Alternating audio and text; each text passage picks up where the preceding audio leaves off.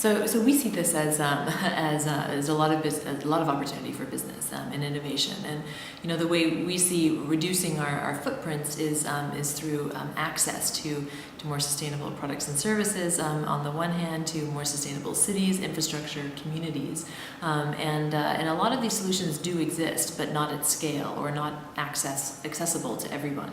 And so part of that is business innovation in terms of proliferating some of these solutions that we know are already helping to reduce our material impacts and resource use. Others are some gaps. So for example, we identified behavior change as a major gap where we need more innovation, because we found that just having products and services alone that are more sustainable is not reducing our impact to the level it needs to be.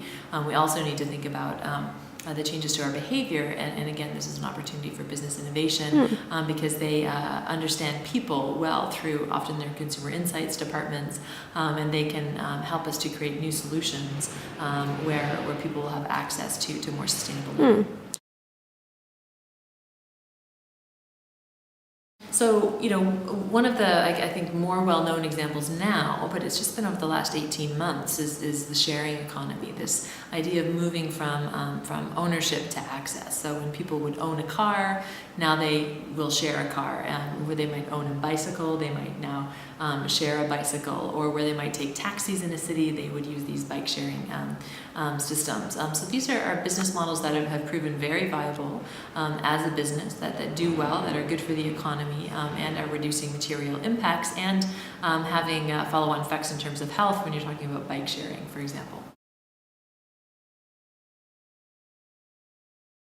Yeah, I think businesses had been apprehensive to apply some of their knowledge around consumer insights and how they influence purchasing, for example. But now I think they're getting more comfortable that they're being seen in society as solution providers in sustainability, and what they've been able to do through innovations and in product development. Now I think society is also seeing that they have these skills that could also help to make it easier for people to use maybe what's existing, or to have access, or to make it desirable to live in a different way.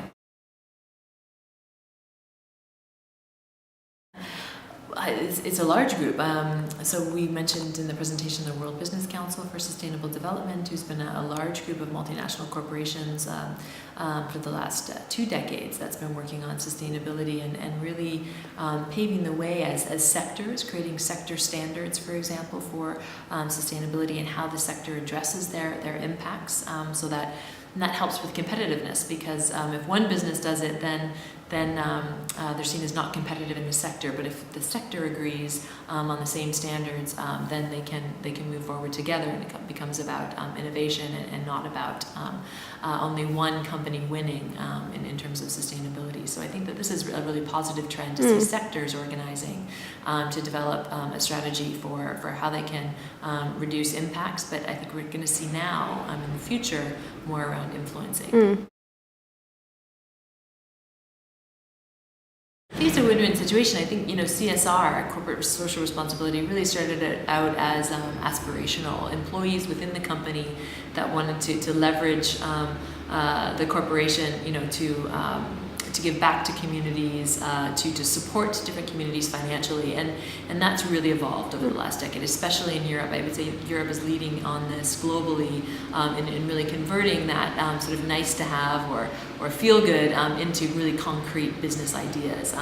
And really the thing driving business right now is resource scarcity and security of supply. And so businesses understand that they have to innovate if there's resources that are going to be depleted, that they're dependent on for their business.